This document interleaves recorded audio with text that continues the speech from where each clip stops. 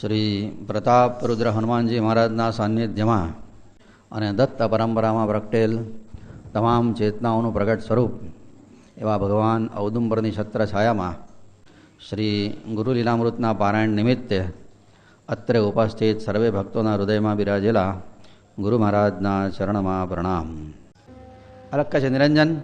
પછીથી સ્વામી મહારાજ પોતે ફરતા ફરતા બ્રહ્માણી ઘાટ પાસે આવ્યા. સ્નાન કર્યું નર્મદાજીમાં. ઘાટ એ વખતે લપસણો થઈ ગયો હતો, પાણી ઢોળાયું હશે તે, અને ઉપર ઘાટ ચડવા જતાં પગથિયા નહોતા, પગ લપસી ગયો. કેળમાં એવી ચસક ભરી ગઈ કે ચલાય નહીં ને બેસાય નહીં, ઝાડની નીચે સૂઈ ગયા. એ વખતે નર્મદા માને થયું કે આ સ્વામી મહારાજ સૂઈ રહ્યા તો કેવી રીતના ચાલે. 10 વર્ષની કન્યાનું રૂપ લઈને ત્યાં આવ્યા અને પૂછ્યું, મહારાજ ભિક્ષાનો સમય થયો છે ને કેમ સૂઈ રહ્યા છો? સ્વામી મહારાજ કે આ કેળમાં બહુ ચસક ભરી ગઈ છે ને ઊભા નથી થવાતું, લાવો કહે છે તમને મટાડી દઉં ચસક. તે નર્મદામાં પોતે ભસ્મ લઈને આવ્યા, એમની કેળ ઉપર ભસ્મ લગાડીને બરાબર ચોળી આપી, ચસક ઉતરી ગઈ. કીધું હવે પગ જમીન ઉપર ઠોકો. પગ જમીન ઉપર ઠોકે તો બધું સ્વસ્થ થઈ ગયું. નર્મદાજી અદ્રશ્ય થઈ ગયા.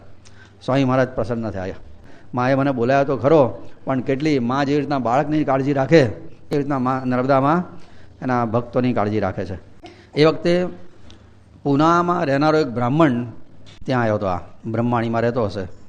એ બાપ અતિશય લોભીઓ હતો. એ પોતાની છોકરીનો ઉપયોગ વેપાર તરીકે કરવા માગતે. તે કરે શું એ જમાનામાં કે છોકરી પરણાવે ને તો છોકરીવાળાને કંઈક પૈસા આપતા હશે. તે આણે પોતાની છોકરી એક ગામમાં પરણાવી, પેલા પાસેથી પૈસા મળ્યા, પછી છોકરી પિયરમાં રહેવાય એટલે એને બીજા ગામમાં પરણાવી દીધી. એની પાસેથી પૈસા લીધા, ત્રીજા ગામમાં પરણાવી, ચોથા ગામમાં પરણાવી. આવી રીતના ઘેર આવે પરણ્યા પછીથી એટલે પછીથી એ બીજે પરણાવી દે. આવો નીચ મનોવૃત્તિનો હતો એ બાપ. તેમાં એવું થયું કે એક ગામમાં એ પરણાવી તો પરણ્યા પછી હજુ પિયર જાય પહેલાં એનો ધણી મરી ગયો. એના સસરા એના વાળ ઉતરાઈ નાખ્યા છોકરીના. અને એ ગામમાં એક જણ રહેતો હતો ને, ત્યાં છોકરીના બાપનો કંઈ દુશ્મન થાય એટલે એને ખબર પડી કે એનો બાપો આવી રીતના ખોટા ધંધા કરે છે. તો જે ગામમાં પરણ્યા એને બધા ગામના જમાઈઓને બોલાવ્યા, જો આ તમારે જેની જોડે પરણ્યા છો ને તો અહીંયા વિધવા થઈને બેઠી છે. આવો ભ્રષ્ટ હતું. સ્વામી મહારાજે કીધું કે આ કન્યા અને એનો બાપ બધાને તમે ગામની નાત બહાર મૂકો, આની જોડે કોઈ સંબંધ રખાય જ નહીં કે છે કે. પણ ગામના લોકો માન્યા નહીં, કારણ કે એનો બાપો માથા ભારે હતો, વર્ચસ્વ હશે એનું, કોઈ પક્ષનો મોટો નેતા થઈને બેઠો હશે. તે ગામના કોઈ એને આ વાત માની નહીં. સ્વામી મહારાજને થયું કે જે ગામના લોકોમાં આટલી સભ્યતા ના હોય, આટલા સંસ્કાર ના હોય, એ ગામમાં મારે કોઈને ઘેર ભિક્ષા લેવી જ નથી. ગામ છોડીને ચાલવા મળ્યા આગળ. અને બપોરનો સમય થયો, નર્મદા કિનારે એક ઝાડની નીચે સૂઈ રહ્યા.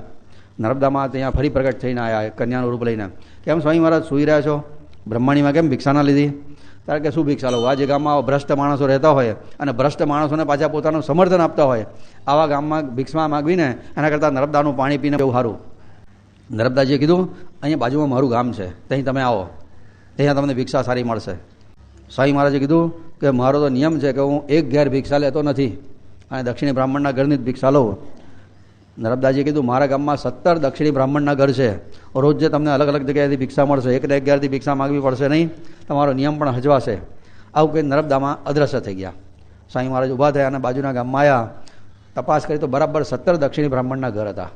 નિમાવર એ ગામનું નામ. એનો અર્થ એવો થયો કે નિમાવરને નર્મદાજીએ એવું કીધેલું કે આ મારું ગામ છે, આ બાજુના જ ગામમાં હું રહું છું, આવું કીધેલું. ત્યાંથી પછી આગળ ચાલ્યા ધાવડીકુંડ નામની જગ્યાએ, જે નર્મદાજીનું નાભી સ્થાન કહેવાય, ધાવડીકુંડ. ત્યાંથી શિવલિંગ મળે છે. સ્નાન કરતા જળમાંથી આપણા ઘરમાં મહાદેવની સ્થાપના કરવી હોય મંદિરમાં તો આ ધાવડીકુંડના શિવલિંગને લઈ આવવાના, જળાધારી આપણે અહીંયા બનાવડાવી લેવાની અને એ રીતે ઘરમાં દેવને સ્થાપિત કરાય. એ દેવની પ્રાણ પ્રતિષ્ઠા કરવાની જરૂર પડે નહીં, ધાવડીકુંડના શિવલિંગ લાવો તો. સ્વામી મહારાજને થયું કે અહીંથી થોડા શિવલિંગ લઈ લઉં, કોઈ ભાવિક ભક્ત મળશે તો એને આપીશ કે ભાઈ તારી પૂજા કરજે આ મહાદેવની, તારું કલ્યાણ થશે. એટલે એમણે થોડા શિવલિંગ હતા, પોતાની જોડીમાં જેટલા માય એટલા શિવલિંગ જોડીમાં મૂક્યા. ત્યાં તો શંકર ભગવાન એક ભીલનું રૂપ લઈને પ્રગટ થયા. એ મહારાજ આ શિવલિંગ કેમ લીધા? અરે સ્વામી મહારાજ કહે કે કોઈ ભક્ત મળશે એને આપીશ, કે તમારે પૂજા કરવી હોય ને તો જ લો, બીજા માટે તમારે નથી લેવાના. સ્વામી મહારાજ કે મને તો પૂજા કરાય જ નહીં, મને તો સંન્યાસીને બીલીને ફૂલ તોડવાનો અધિકાર નથી, બીલી ફૂલ તોડાય નહીં તો મારાથી પૂજા કેવી રીતના થાય? કે તમારે પૂજા ના કરવી હોય તો શિવલિંગ પાછા મૂકી દો. તો સ્વામી મહારાજે શિવલિંગ પાછા મૂકી દીધા. મહાદેવજી અદ્રશ્ય થઈ ગયા. સ્વામી મહારાજ હસી પડ્યા. ચિખલદા પાસે આવ્યા. ચિખલદામાં ત્યાં વેંકટેશ નામનો એક બ્રાહ્મણ હતો. એની પત્નીનું અવસાન થયું જવાનીમાં, એટલે એને સંસાર ઉપર વૈરાગ આવી ગયો અને આ સ્વામી મહારાજના શરણે આવ્યો. સ્વામી મહારાજે જોયું કે આનો વૈરાગ સાચો છે, એને પ્રાણાયામને બધું શીખવાડ્યું અને સન્માર્ગે એને વાળ્યો. એ અરસામાં કાળી ચૌદસનો દિવસ આવ્યો. કાળી ચૌદસે આપણા ઘરમાં જે દેવસ્થાનમાં દેવ હોય એમને અત્તર અને બધા સાથે સુગંધિત દ્રવ્યો સાથે સ્નાન કરાવવું પડે. કાળી ચૌદસના દિવસે એને અભ્યંગ સ્નાન કહેવાય. તે સ્વામી મહારાજ પોતાની સાથે જોડીમાં દત્તાત્રેય ભગવાનનું સ્વરૂપ રાખતા હતા. એ દત્તાત્રેય ભગવાન સ્વામી મહારાજને કહે, આજે કાળી ચૌદસ છે તો મને અભ્યંગ સ્નાન કરાય, અત્તરથી સ્નાન કરાય. સ્વામી મહારાજ કે હું અત્તરની ભીખ માગવા ગામમાં નહીં જાઉં, અને આપણે જ્યારે નીકળ્યા માણગાંવથી ત્યારે આપણે બે વચ્ચે શરત થયેલી છે કે હું નાહીશ ત્યારે તમને નવડાવીશ, હું ભસ્મ લગાડીશ તો તમને ભસ્મ લગાડીશ, ને હું જમીશ તો તમને નૈવેદ્ય ધરાવીશ. માટે તમને હું અત્તરથી સ્નાન નહીં કરાવું. નવું હોય તો પાણીથી સ્નાન કરો, ભિક્ષા તૈયાર છે. દત્તાત્રેય ભગવાન કે તારે મને અત્તરથી નવડાવો ના હોય તો મારે તારી જોડીમાં બેહવું નથી, હું તો આ ચાલ્યો. આવું બોલ્યા ભગવાન, હું તો આ ચાલ્યો, નર્મદામ જઈને બેઠો છું, કે છે. કે સ્વામી મહારાજ ગભરાઈ ગયા અને જ્યાં જોડીમાં ખોલીને જોયું ને તો ખરેખર ભગવાન અદ્રશ્ય થઈ ગયેલા જોડીમાંથી. સ્વામી મહારાજને થયું કે બોલ્યા છે કે નર્મદામ જઈને બેઠો છું. તો પાછા સ્વામી મહારાજ નર્મદાએ ગયા, કેડ સવારના પાણીમાં અંદર ગયા ને તો પાણીની અંદર એકદમ જાણે કોઈ બલ્બ સળગતો અંદર મૂક્યો હોય ને એટલો બધો પ્રકાશ આવે. સ્વામી મહારાજને થયું કે આ જ ભગવાન છે. હાથમાં લીધા તો ભગવાન પાછા હાથમાં આવી ગયા, આવીને પાછા બેઠા. અને એ વખતે ભગવાને કીધું કે તારે ભીખ માગવાની નથી, એની વ્યવસ્થા હું કરીશ, પણ આજે તારે કાળી ચૌદસ છે, અભ્યંગ સ્નાન કરાવવું જ પડશે. ગામમાં બધાને ભગવાને પ્રેરણા કરી અને ગામમાંથી બધા કોઈ ગુલાબનું, કોઈ કેવડાઓનું, કોઈ મોગરાનું જાત જાતના અત્તરો લઈને આવતા જ જાય. અને અત્તરનો અખંડ અભિષેક થયો ભગવાનની ઉપર. ભગવાન પ્રસન્ન થયા. પછી ભિક્ષા ભગવાને ગ્રહણ કરીને બધાને પ્રસાદ આપ્યો. અલગ કહે છે નિરંજન, ભગવાન પણ આપણા ઘરમાં જે બેઠા છે ને એ આવા લાડની અપેક્ષા રાખે છે કે કોઈક દાડો તો મારી જોડે પણ આવી રીતના કંઈક સારી રીતે ટ્રીટમેન્ટ આપો. રોજ એકનું એક ના ચાલે ભગવાનને. હોવું આપણે ભગવાનના સારા વસ્ત્ર પહેરાવીએ, સારા પુષ્પ ચડાવીએ, સારી સામગ્રી બનાવીને ધરાવીએ, આવું અત્તર લગાડીએ, ભગવાનને ગમે છે. આપણા ઘરમાં જે દેવ બેઠા છે ને એને આપણી બધી ચિંતા છે, અને એની જોડે આપણે આવી રીતના સારી રીતે આપણી ઘરે મહેમાન આવ્યા તો આપણે કેવું કરીએ, એના માટે સારું સારું બનાવીએ, એને બહાર ફરવા લઈ જઈએ, બગીચામાં લઈ જઈએ, પિક્ચર જોવા લઈ જઈએ, હોટલમાં લઈ જઈએ, એને ગમે એવું કરીએ. બહુ સારા આપણા દ્રષ્ટિએ જેની કિંમત હોય એવા મહેમાન આવે તો આપણે બધું કરીએ. એવી રીતના આ પણ આપણી ઘરના મહેમાન નથી, આ તો આપણા ઘરના માલિક છે ભગવાન તો. અને એને આવી રીતના સારી રીતે રાખ્યા હોય તો એ પણ પ્રસન્ન થઈ જાય અને આપણું બધું કલ્યાણ કરી નાખે. સગુણની ઉપાસના બહુ જરૂરી છે. સુંદરકાંડમાં આ સગુણની ઉપાસનાનો મહિમા છે. આપણા ઘરમાં જે સ્વરૂપ હોય એ સગુણ કહેવાય, સાકાર. એની જોડે આપણા દેહમાં જેવો પ્રેમ છે, જેવો ભાવ છે ને એવો એમના પ્રત્યે રાખવાનો. બસ આપણા ઘરના કુટુંબના સભ્યો પ્રત્યે જેવો ભાવ હોય એના માટે પેલા ચાંદલા ચૂંદલી લઈ આવે, સાડીઓ લઈ આવે, બહારગામ જાય તો બધું આવે ને. ભગવાન માટે પણ એવું કોઈ વાર કશું લઈને ઘેર જવું તો ભગવાન રાજી થાય. પછી આ તો ગોખલામાં બેઠા છે ને કંઈ બોલતા જ નથી, એવી રીતના મુગા બેહાડી રાખવાના નહીં એમને. એમની જોડે આપણે લાઈવ સંબંધ રાખવાનો, જીવંત. ત્યાંથી પછી ચિખલદાથી પોતે ફરતા ફરતા તિલકવાડામાં આવ્યા. તિલકવાડામાં એમનો ચતુર્માસ થયો હતો. અને ઘણા બધા તિલકવાડાના બહુ પ્રસંગો છે. આપણી નજીકનું ગામ ગરુડેશ્વર પાસેનું, એટલે એમાં એ વખતે કેટલાક બ્રાહ્મણો એમની પાસે બેઠેલા, વાતચીત ચાલતી હતી. અને એમાં એક જણે વાત કરી કે સ્વામી મહારાજ આ મણિશંકરને છોકરા નથી થતા, મોટી ઉંમર થઈ ગઈ તો એ સ્વામી મહારાજ કે ગયા જન્મમાં સાપને મારી નાખ્યો છે ને એટલે આ જન્મમાં એને છોકરા નહીં થાય. સ્વામી મહારાજ કંઈ દયા કરો, કંઈ ઉપાય બતાવો. સ્વામી મહારાજ કે એ નાગપંચમીનું વ્રત કરે તો એની ઘેર છોકરા થાય. એને નાગપંચમીનું વ્રત કર્યું અને એમની ઘેર છોકરા થયા, એની ઘેર છોકરા થયા, અને એની ઘેર જે છોકરા થયા ત્યાં દત્તુભાઈ, અશોકભાઈ જ્યાં દત્તધામની બસ ઉપાડે છે એ મણિશંકરના પૌત્ર થાય, પુત્રના પુત્ર, પંચમી વ્રત કરવાથી. ત્યાંથી પછીથી પોતે નર્મદાજીના કિનારે વિચરણ કરતાં કરતાં પોતે અનસૂયા આશ્રમમાં આવ્યા. જ્યાં અત્રે અનસૂયા માતાએ તપશ્ચર્યા કરેલી એ આશ્રમમાં પધાર્યા. અનસૂયાજીનું ખૂબ સુંદર સ્તોત્ર ગાઈને સ્તુતિ કરી. પછી ત્યાંથી પોતે સિનોરમાં આવ્યા. સિનોરમાં માર્કંડેશ્વર મહાદેવનું મંદિર છે, ત્યાં પોતે મુકામ કર્યો. રોજ જે સત્સંગ કરે. અને એ વખતે તલંગપુરનો એક બ્રાહ્મણ, અનાવિલ બ્રાહ્મણ, એને ખાતરી થઈ ગયેલી કે સંસાર બધો ઝેર જેવો છે, સંસારના બધા સુખ આપણને છેતરે છે. અને પરિપૂર્ણ વૈરાગથી વિભૂષિત થઈ સદગુરુની શોધમાં નર્મદા કિનારે ફરતો હતો. એને ભગવાને કીધું જા માર્કંડેશ્વર મહાદેવમાં તારા ગુરુ બેઠા છે, જા એમના શરણે. અને ત્યાં માર્કંડેશ્વરના મહાદેવના મંદિરમાં આવ્યો. આવીને સ્વામી મહારાજનો સત્સંગ ચાલતો હતો. મુગા મોઢે ચૂપચાપ બેસી ગયો પાછળ, કશું બોલવાનું નહીં, કંઈ જ નહીં. સ્વામી મહારાજનો સત્સંગ પૂરો થયો. સ્વામી મહારાજ ઊભા થઈને મુકામ પર ગયા, પેલો પણ ઊભો થઈને જતો રહ્યો. 15 દિવસ સુધી લગભગ એણે સ્વામી મહારાજ એની જોડે વાત નથી કરી. 15 દિવસ પછીથી સ્વામી મહારાજને બોલાયેલો, શું છે ભાઈ, કેમ રોજ અહીંયા આવે છે? અને પછી એણે કીધેલું કે આવી રીતના તમારા શરણે આવ્યો છું.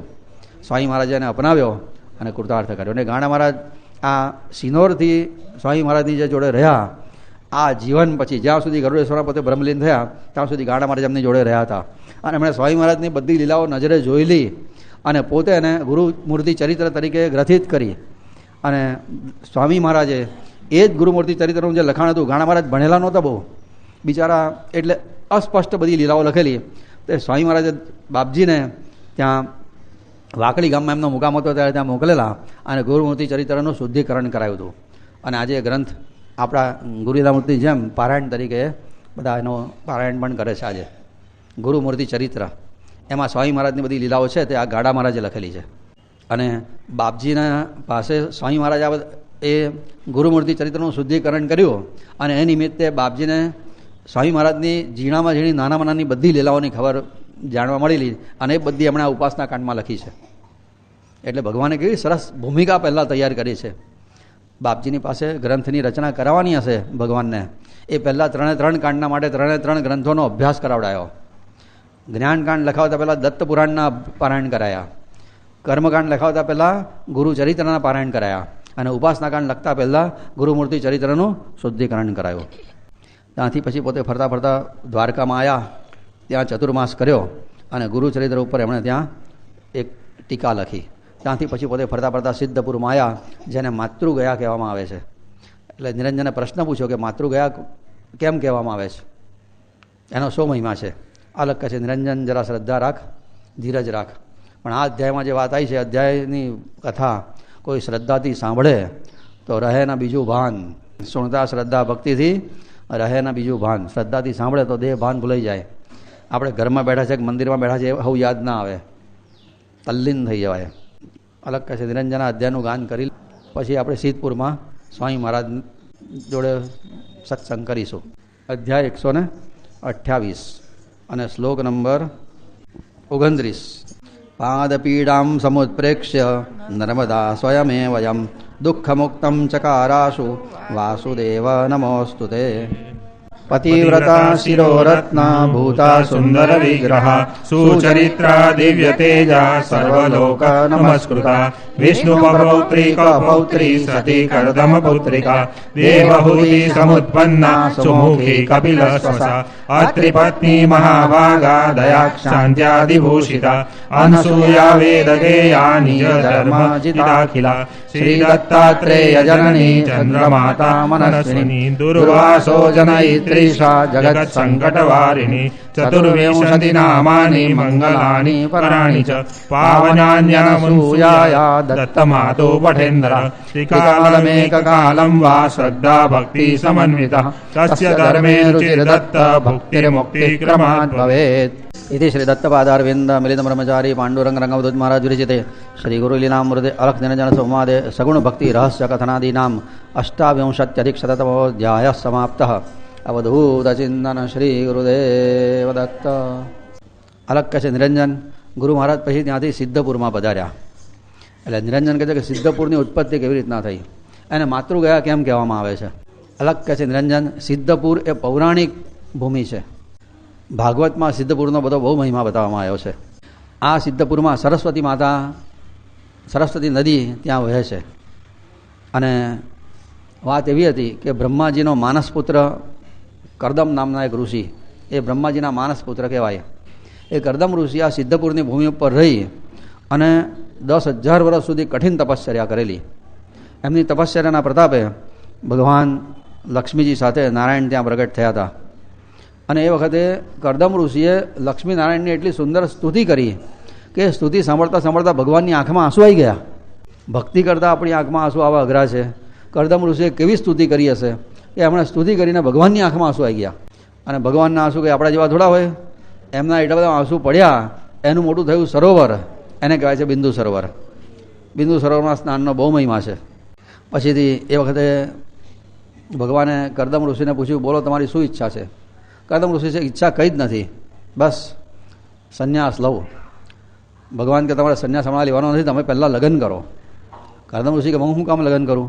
ત્યારે કે ના, તમારે લગ્ન કરવું પડશે. લગ્ન કર્યા પછી તમે સંન્યાસ લેજો.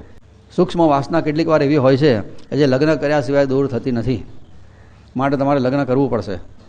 કરદમ ઋષિએ કીધું લગ્ન તો કરવું, પણ મારે કોઈ કામ પત્ની જોઈતી નથી, મારે ધર્મ પત્ની જોઈએ છે. એવી પત્ની હોય કે જેને ભક્તિમાં મને સાથ આપે, એવી મારે પત્ની જોઈએ છે. કરદમ ઋષિ ભગવાન કે એવી બધી વ્યવસ્થા થઈ જ ગઈ છે. મનુ અને શત્રુપાની કન્યા જે છે દેવહૂતિ નામની, એ તારા માટે બધી રીતે લાયક છે. અને આથી થોડા દિવસમાં એ મા બાપ કન્યાનું માગું લઈને તારી પાસે આવશે અને એ વખતે તમે એની જોડે પરણી જજો. આવું કહીને ભગવાન અદ્રશ્ય થયા. અને આ બાજુ નારદજીએ પેલા મનુ અને શત્રુપાની ઘેર ગયા તો મનુ મહારાજ માથે હાથ દઈને બેઠેલા. નારદજીએ પૂછ્યું, કેમ માથે હાથ દઈને બેઠા છો? કારણ કે શું કરું, આ કન્યા એ બહુ ચિંતાનો વિષય છે. છોકરા નહોતા તારે થતું હતું છોકરા નથી, છોકરા નથી. આ કન્યા થઈ પછી બહુ ચિંતા છે, ક્યાંય પરણાઈશું ને કોને પરણાઈશું ને. નારદજીએ કીધું, તારી ચિંતા બધી ભગવાનના માથે છે.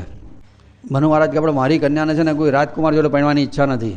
હું ચક્રવર્તી સમ્રાટ છું, પણ મારી કન્યા એવું કહે છે કે મારે તો એવાને પરણવાનું છે કે જે વૈરાગી હોય, એની જોડે હું રહું અને ભક્તિ કરીને ભવસાગરની પાર ઉતરું.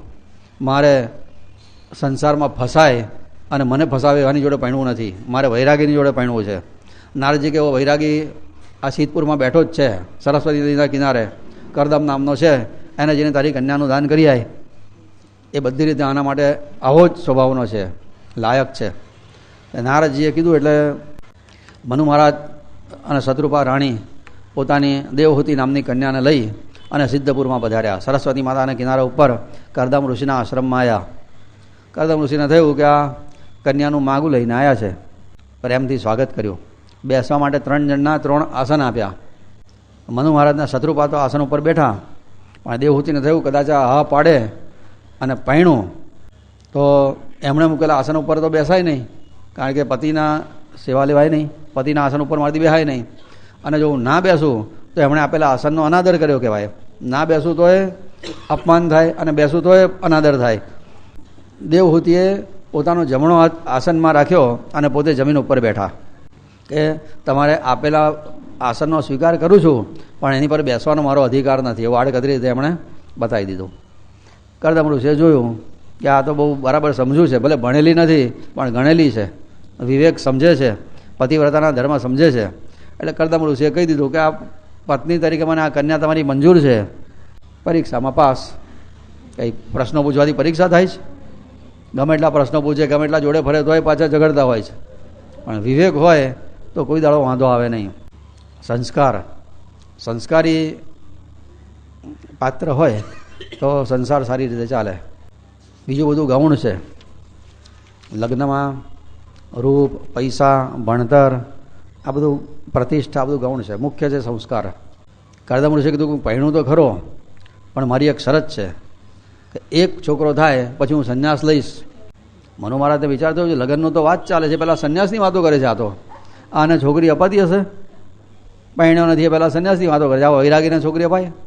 હા, દેવહૂતિ કે પિતાજી મારે હવાની જોડે જ પહેણવું છે, આવાની જોડે મને લગ્ન કરવાની મારી ઈચ્છા છે, તમે મારે કન્યાદાન કરો. અને મનુ મહારાજે કન્યાદાન કર્યું અને કરદમના દેવહૂતિનો ગૃહસ્થ આશ્રમ આ સિદ્ધપુરમાં સરસ્વતી માતાના કિનારા ઉપર શરૂ થયો. પણ પરણ્યા પછી પણ બંને જણા ભાઈ બહેનની જેમ જ રહે. પેલા વૈરાગી ના વૈરાગી, આખો દિવસ ભગવાનનું ભજન કરે. પતિ પત્નીનો સંબંધ સંસાર સાગરને તરવા માટે છે એવું સમજીને જ રહેતા હતા. આખો દિવસ ભક્તિ કરે. ઘણા વર્ષો થયા. દેવહૂતિ માતા પોતે લગ્ન પહેલાં રાજમહેલના સુખો જોયા હતા, એ બધાને ભૂલી ગયા. ભગવા વસ્ત્રો પહેરેલા અને સાદું જીવન જીવે. ઋષિની જે ઘેર રહીને ઋષિ પત્નીના જેવું જીવન જીવતા હતા. એક પણ સુખને યાદ ના કરે. સંયમીને સાદું જીવન, ધાર્મિક જીવન ચાલતું હતું એમનું. ઘણા વર્ષો થયા. દેવહૂતિ માતાનું શરીર સુકાઈને હાડપિંજર જેવું થઈ ગયું. કૃષ્ણતા દેહમાં આવી ગઈ. કરદમ ઋષિ બહુ પ્રસન્ન થયા. તે મારી બહુ સેવા કરી છે, તારી શું ઈચ્છા છે બોલ? કારણ કે મારી તો કોઈ ઈચ્છા નથી. તો કે હું સંન્યાસ લઉં? કરદમ ઋષિ કે હું સંન્યાસ લઉં? તમારે લેવો હોય તો લો, પણ તમે લગ્ન વખતે પ્રતિજ્ઞા કરેલી કે એક પુત્ર થયા પછી સંન્યાસ લઈશ. આવું કંઈ સૈયા છોકરા થયા નથી. મારી ઈચ્છા નથી, પણ તમારી ઈચ્છા હોય તો એકાદ પુત્ર થાય એવું કરો. કરદમ ઋષિને થયું કે આ વાત સાચી છે, મેં લગ્ન વખતે પ્રતિજ્ઞા કરેલી છે. અને એ વખતે પોતે પોતાની 100 વર્ષની તપશ્ચર્યાનું પુણ્ય અર્પણ કર્યું. અને એ વખતે સ્વર્ગમાંથી વિમાન ત્યાં પ્રગટ થયું, દાસ-દાસીઓ સાથેનું, ચાર્ટર્ડ પ્લેન. આ 2 જ જણા. સ્વર્ગની બધી દેવીઓએ દેવહૂતિ માતાને સરસ્વતીના જળમાં સ્નાન કરાયું. દિવ્ય દેહની પ્રાપ્તિ થઈ. સુગંધી દ્રવ્યો લગાડવામાં આવ્યા, શણગાર, આભૂષણો બધા ધારણ કર્યા દિવ્ય સ્વરૂપ ધારણ કર્યું બંને કરદમ ઋષિ અને દેવહૂતિ માતાએ. બંને વિમાનમાં રૂઢ થયા. 100 વર્ષ સુધી પોતે સ્વર્ગના બધા બગીચાઓમાં ફર્યા. ધરતી ઉપરના સારામાં સારા સ્થાનમાં બધું વિચરણ કર્યું. 100 વર્ષ થયા. એ દરમિયાન એમને 9 કન્યાઓ થઈ. અને પછીથી વિમાન પાછું સરસ્વતી નદીના કિનારે આવ્યું. કરદમ ઋષિએ વિમાનને પાછું વિદાય કરી દીધું. અને પછી 9 કન્યાઓ સાથે એમનો ગૃહસ્થ આશ્રમ શરૂ થયો. પછી કરદમ ઋષિએ કીધું દેવહૂતિ માતાને, હવે હું સંન્યાસ લઉં. એમને ઘડી ઘડી સંન્યાસ યાદ આવે. સંસાર ઉપર એમને જરાય રસ જ નહોતો. હું સંન્યાસ લઉં. દેવહૂતિ માતા કે લેવું હોય તો લો, પણ તમારી પ્રતિજ્ઞા તો હજુ અધૂરી જ છે. હજુ છોકરો થયો નથી, છોકરીઓ થઈ છે. તમારી પ્રતિજ્ઞા જાણે ને તમે જાણો. કરદમ ઋષિને થયું કે વાત સાચી છે.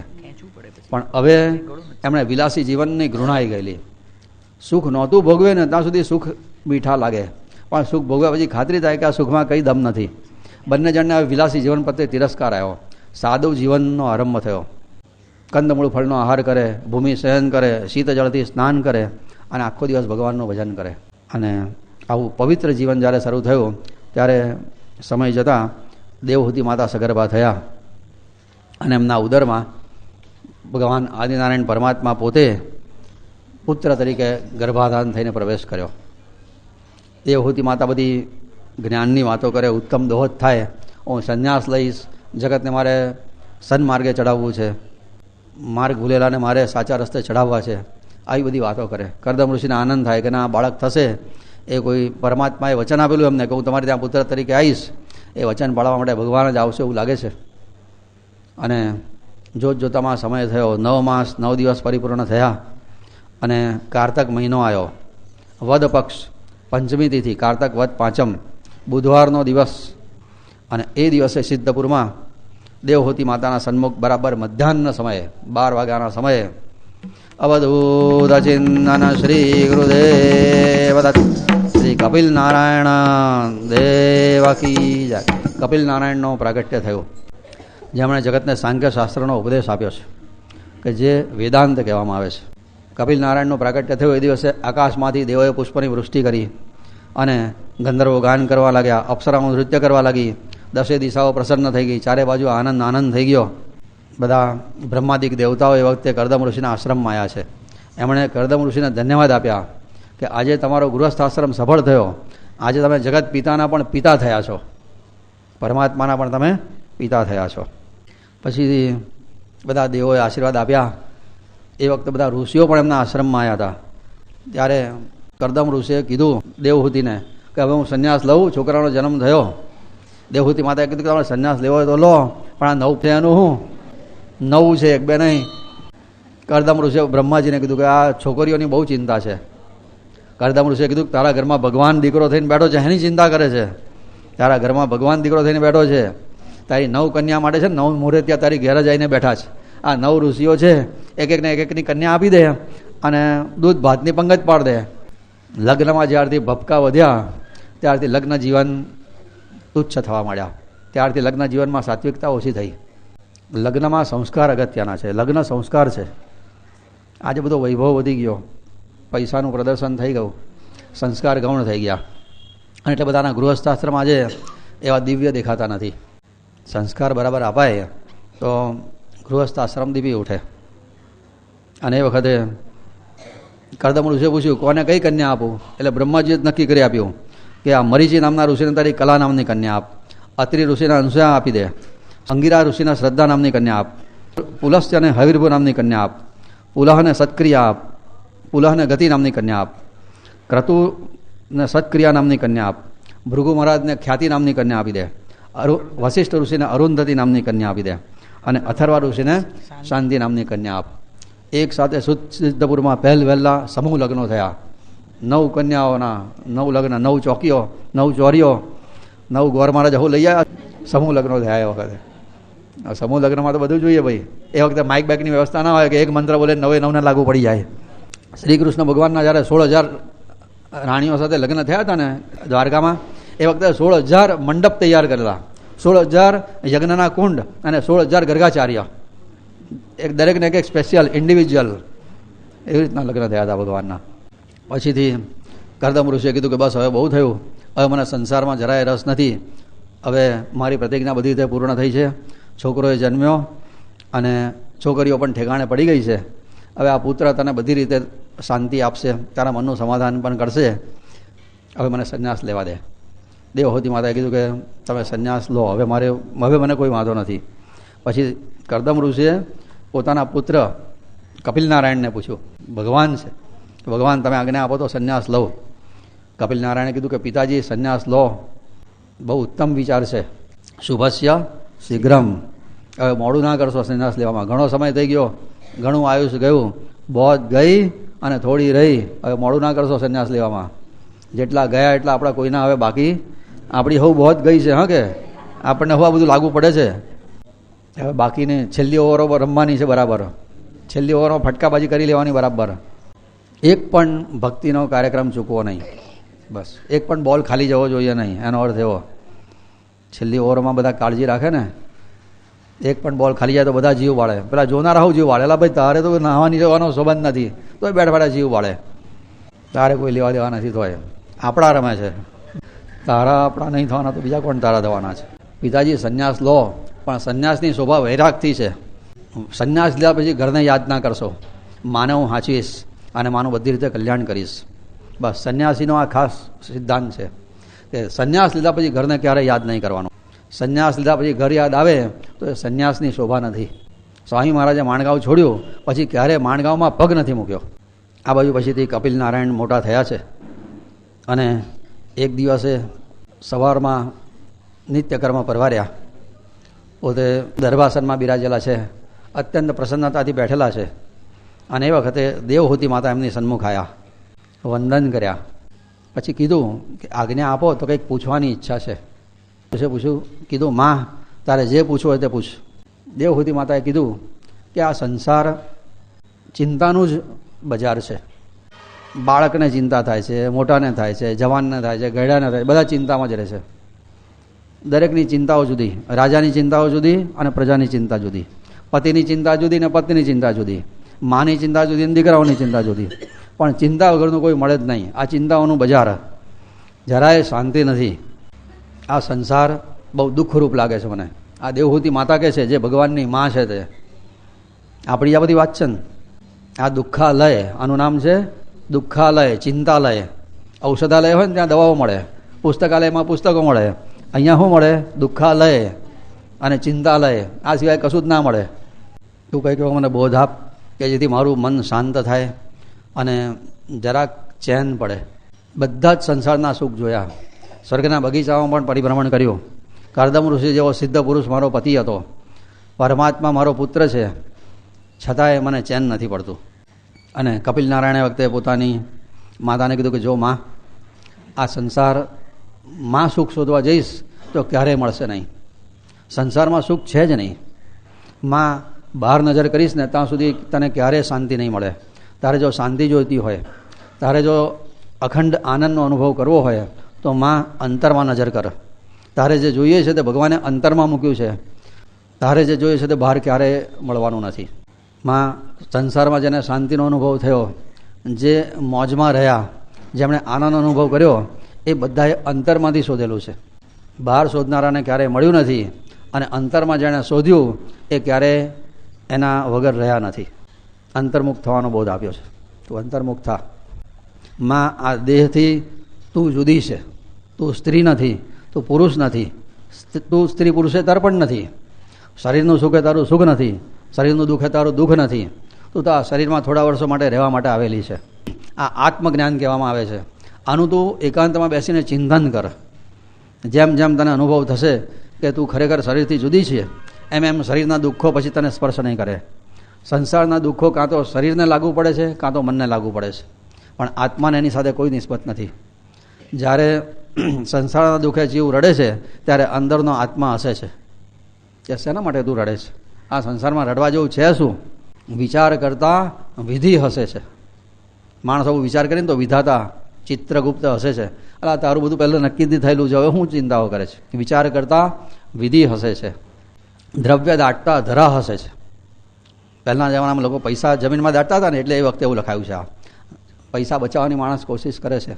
દ્રવ્ય દાટતા ધરા હસે છે. શસ્ત્ર સજો ત્યાં કાળ હસે છે.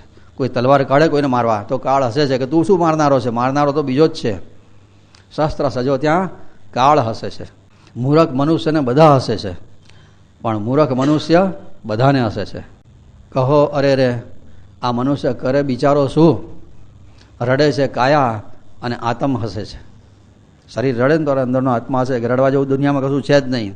હસવા જેવું એ નથી અને રડવા જેવું એ નથી. આ બધું પહેલાંનું બની ગયેલું નાટક જ છે.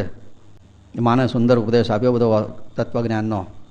મા બહુ પ્રસન્ન થયા અને પછીથી કપિલ નારાયણે જે આત્મજ્ઞાન આપેલું કે મા તું શરીરથી જુદી છે એનું ચિંતન કરતાં કરતાં પોતે જે અન્નપૂર્ણા માતાનું જે જ્ઞાન બુદ્ધિમાં પ્રગટ થયું હતું એ કપિલ નારાયણના આશીર્વાદથી દેવહૂતિ માતાની બુદ્ધિમાં પ્રગટ થયું. અને આત્મવત સર્વભૂતેષુ પોતામાં જે છે એ જ બીજામાં છે એ ભાવ એમને જાગ્યો કે સંસારમાં મળતા સ્ત્રી પુરુષો ભલે જુદા દેખાય પણ અંદરથી હું બધાની સાથે એક જ છું. સિયારામમય સબ જગ જાની એની અનુભૂતિ એમને થઈ અને એકદમ પ્રસન્નતાથી એ પોતે રહેવા માંડ્યા. સ્વસ્વરૂપે આખા જગતને જોવા માંડ્યા. પછી એ દેવહૂતિ માતાની શરીર એ સરસ્વતી માતાના કિનારે ઉપર સિદ્ધપુરમાં જ શાંત થયું હતું, આયુષ પૂરું થયું. ત્યારે દેવહૂતિ માતાના દેહમાંથી નીકળેલી એક જ્યોત કપિલ નારાયણના દેહમાં શ્રી કપિલ નારાયણ દેવકી જય કપિલ નારાયણના દેહમાં લીન થઈ. કપિલ નારાયણે પોતે પોતાની માતાની બધી ઉત્તર ક્રિયા ત્યાં કરેલી એટલે એનું નામ પડ્યું માતૃ ગયા. ભગવાને પોતાની માતાની ઉત્તર ક્રિયા કરી છે એટલે કપિલ નારાયણે તીર્થને એવો આશીર્વાદ આપેલો છે કે કળિયુગમાં પણ ભવિષ્યમાં કોઈ પણ પુત્ર અહીંયા આવીને પોતાની માતાની શ્રાદ્ધ કરશે તો એની માતાની સદગતિ થશે. પોતે સિદ્ધોના પણ સિદ્ધ કહેવાય. સિદ્ધ જે સિદ્ધો હોય છે ને સિદ્ધ પુરુષો જેમને સિદ્ધિઓ પ્રાપ્ત થઈ હોય એ લોકો કપિલ નારાયણને પોતાના ઈષ્ટદેવ માને એટલે કહેવાય સિદ્ધોના સિદ્ધ. અને એ એમનું જન્મ જે ભૂમિ ઉપર થયું એટલે ભૂમિનું નામ પડ્યું સિદ્ધપુર. સિદ્ધોના પણ સિદ્ધ એવા કપિલ નારાયણની ભૂમિ એટલે એનું નામ પડ્યું સિદ્ધપુર. અને પોતાની માતાનું એમણે આવી રીતના ઉત્તર ક્રિયા કરી એટલે એનું નામ પડ્યું માતૃ ગયા. કોઈ પણ સંતાન ત્યાં જાય બિંદુ સરોવરમાં સ્નાન કરે, સરસ્વતીના જળમાં સ્નાન કરે અને પોતાની માતાનું શ્રાદ્ધ કરે. કપિલ નારાયણે કીધું છે એની 3 પેઢીની માતાઓ માતૃત્રયી 3 પેઢીની માતાઓ બ્રહ્મલોકમાં જાય આવું લખ્યું છે. જ્યાં સુધી સંતાન પોતાની માનું સિદ્ધપુરમાં શ્રાદ્ધ કરે નહીં ત્યાં સુધી માતાના ઋણમાંથી મુક્ત થતો નથી. એટલે સ્વામી મહારાજ ત્યાં પધાર્યા અને સિદ્ધપુરમાં હાટકેશ્વર મહાદેવના મંદિરમાં એમણે મુકામ કરેલો. ત્યાં જવાનું થાય તો ખાસ હાટકેશ્વરના મંદિરમાં જઈને વંદન કરવા સ્વામી મહારાજ ત્યાં રહ્યા હતા.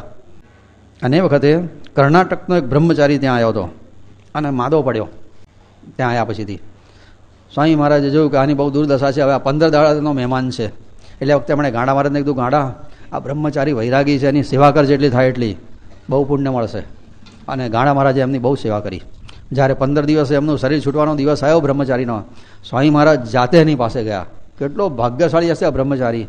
એની પાસે ગયા અને કીધું તારું પ્રાણોત્ક્રમણ થાય છે, જલ્દી ભગવાનમાં મન લગાડ. અને સ્વામી મહારાજના કહેવાથી એણે પોતાનું મન બરાબર અંતર્મુખ કર્યું. ઇન્દ્રિયોનો લય મનમાં કર્યો, મનનો લય પ્રાણમાં કર્યો અને પ્રાણમાં એણે એ વખતે ભગવાનના પોતાના ઈષ્ટદેવોના દર્શન કર્યા અને આનંદથી એકદમ પ્રસન્નતાથી ભગવાનનું નામ લઈ અને એના દેહ જાણે છેલ્લી વાર ભગવાનનું નામ લીધું એના દેહમાંથી એક જ્યોત નીકળી અને સ્વામી મહારાજના ચરણમાં અવધૂત ચિંતન શ્રી ગુરુદેવ દત્ત. સિદ્ધ મહાપુરુષ સ્વામી મહારાજ જેવાની હાજરીમાં જ્યારે શરીર છૂટે પછી બાકી શું રહે. ગુરુ મહારાજે એને ક્રમ મુક્તિ આપી. ત્યાંથી પછી પોતે ફરતા ફરતા સ્વામી મહારાજ ડાકોરમાં આવ્યા જ્યાં રણછોડરાયનો મુકામ છે. એટલે નિરંજને પૂછ્યું ડાકોરમાં કેમ આવ્યા. ડાકોરનો એવો કયો મહિમા કે દત્તાત્રેય પોતે પ્રગટ થયા છે અને સામેથી ચાલીને ડાકોરમાં આવ્યા. અવધૂત ચિંતન શ્રી ગુરુદેવ દત્ત. અધ્યાય 129 શ્લોક નંબર 7.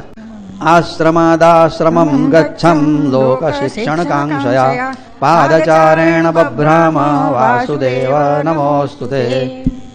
દ્વારિકાનો નાથ મારો રાજા રણ છોડ છે, એણ મને માયા લગાડી રે. નાથ મારો રાજા રણ છોડ છે, એણે મને માયા લગાડી રે.